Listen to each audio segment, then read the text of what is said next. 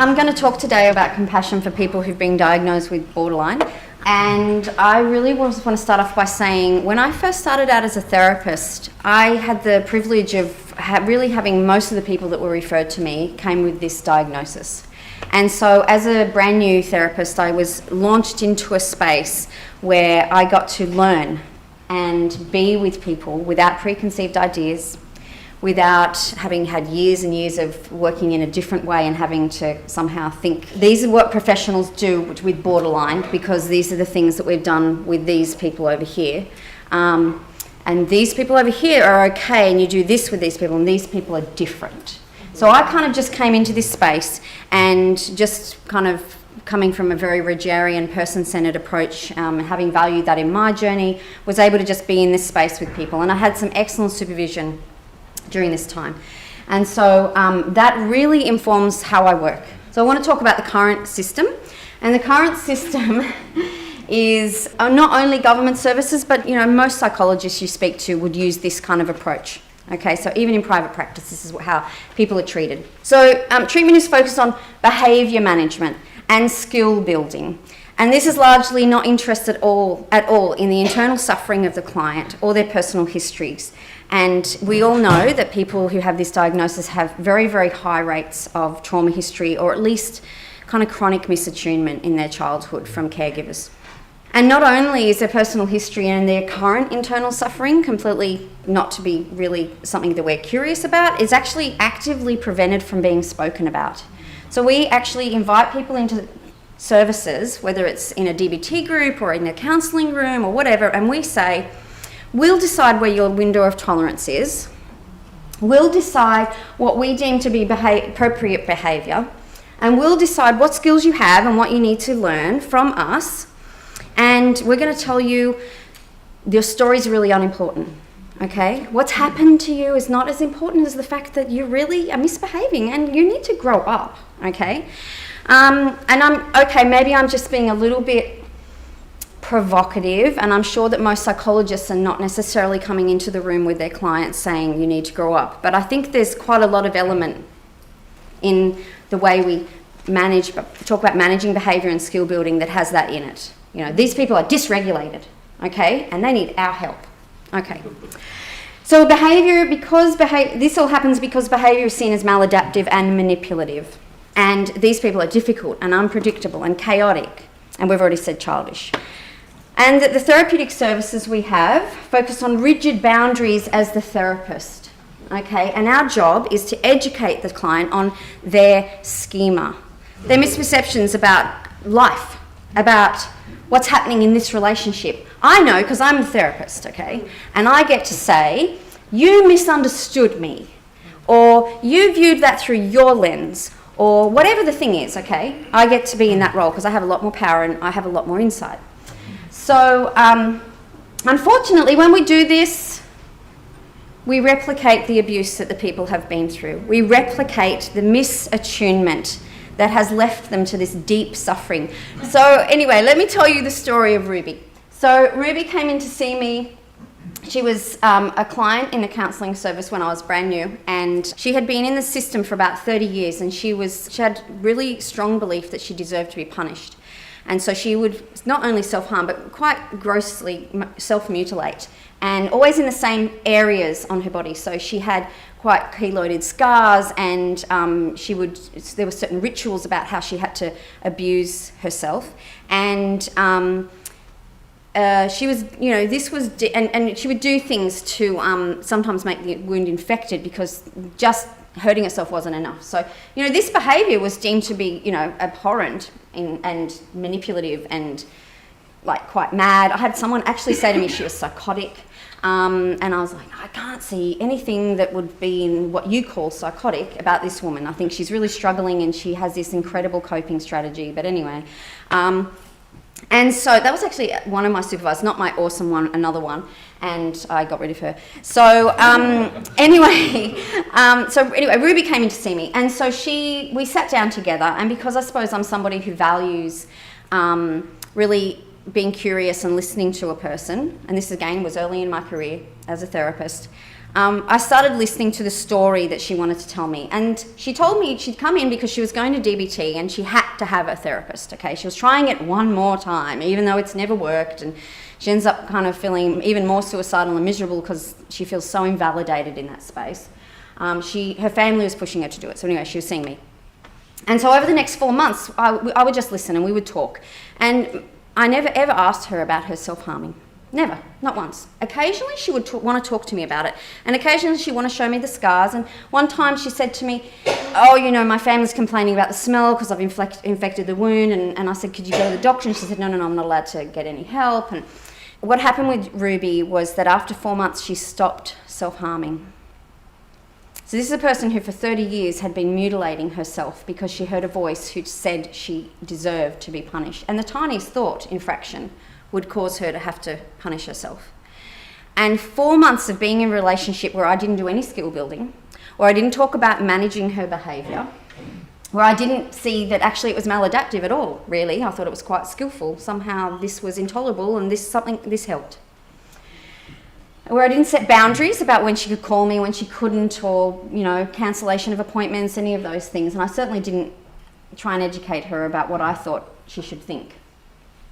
So anyway, these guys, Ferrell and Shaw, they've done a lot of years of research on working with borderline, and they are Schema Therapy advocates and Schema therapists, which is I have an opinion about, but I'm just going to leave that. What I love about their work is that they are really interested in relationship.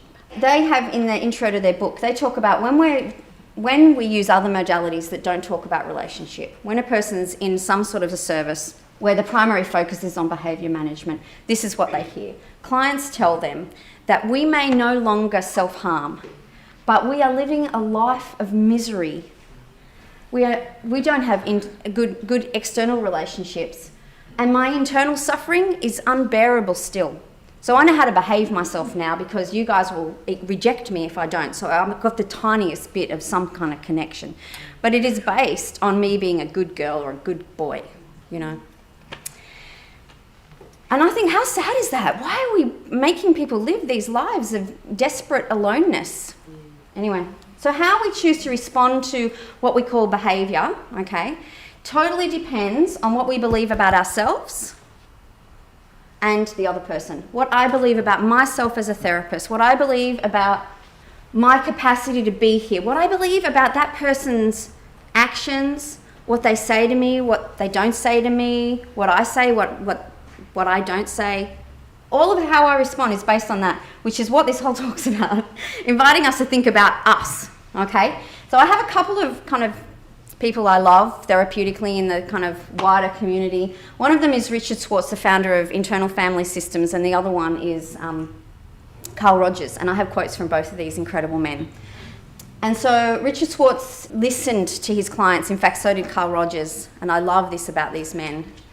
What they've come up with is based on listening to people, okay, and I'm going to read this. It says, inevitably, given their history of trauma, many borderline clients will trigger their therapist from time to time, but foregoing the urge to blame these clients, and blame means label them as manipulative or maladaptive or self-destructive or self-sabotaging, foregoing the urge to do that, and actually taking responsibility for what happens inside of me can become a turning point in therapy. And I think that's true for all of us, whether we're support workers, peer workers, OTs, nurses.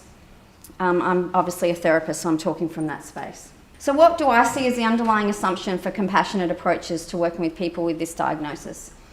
First of all, compassion should really be the core of our work because we know the trauma and attachment disruption, okay?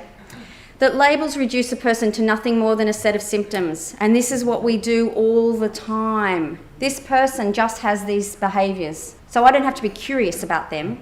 I don't have to hear about their story. I can put them over there because they've got that label, okay? So it's not really helpful in helping people recover. That all behaviours, and I might be going out on a limb here with you guys, but try and stay with me. All behaviours are actually legitimately adaptive, okay? And they make sense in the context of the internal system the person's currently living in, and as well as the historical external. But what I want to say to you is, we tend to think, I have heard this so many times, oh, it was adaptive at the time because of the trauma, but that person no longer lives in the past, this person's safe now and they're an adult. Now it's maladaptive. Well, I want to say bollocks, okay?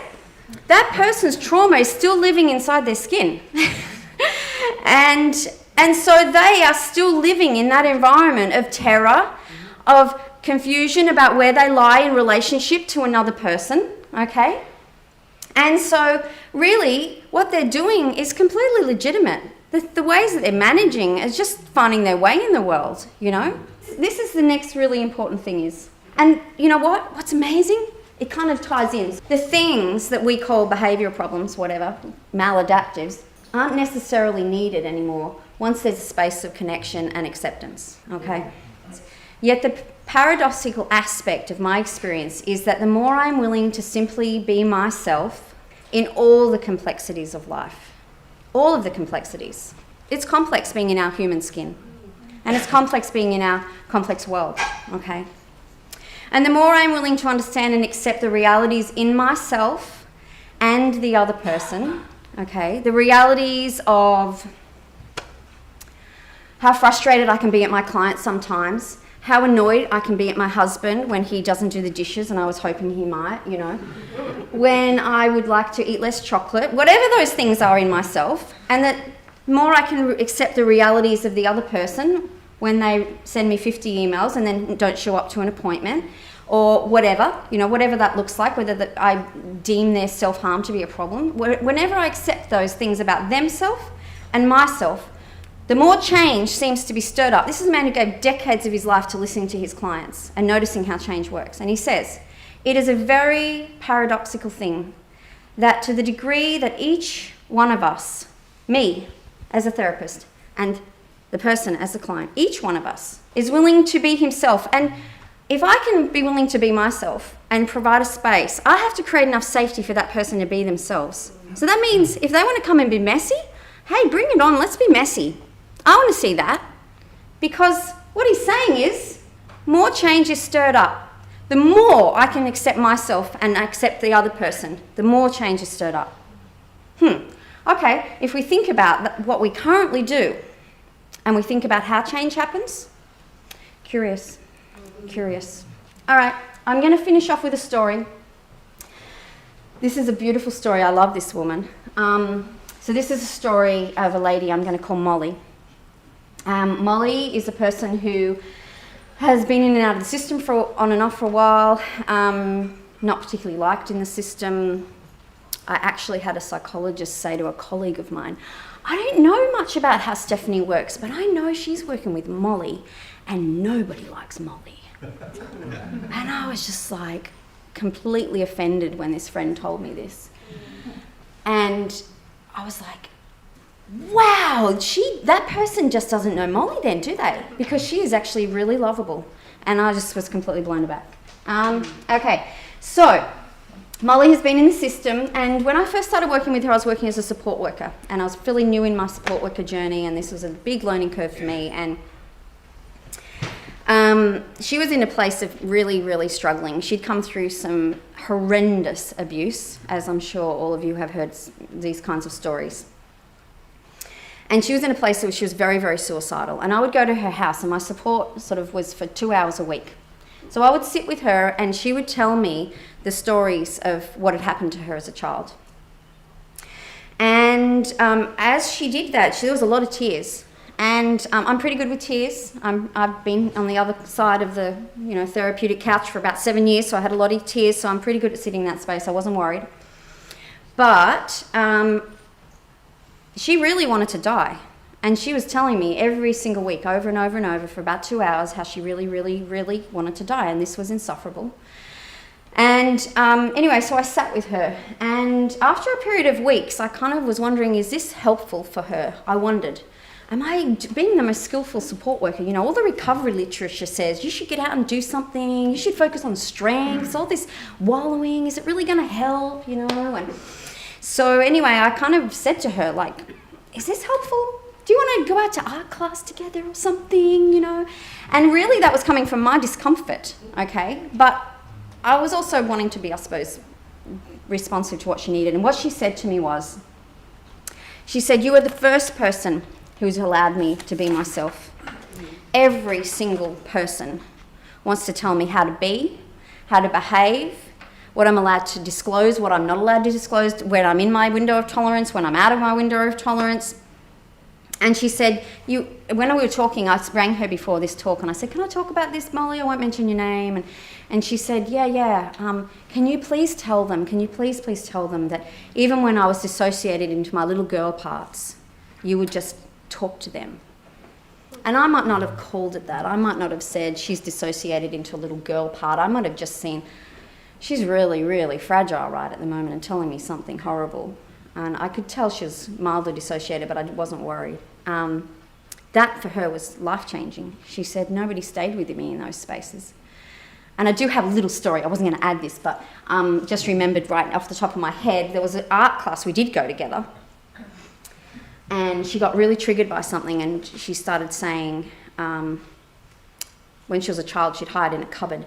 And she said to me, "I can't do this, I can't do this, I can't do this." And she started to dissociate in the art class. And I said, "What do you want to do?" And she goes, I said, "Do you want to come back?" We kind of had this dissociation thing that we planned together. If she was dissociating, what we might do. I said, "Do you want me to squeeze your hand?"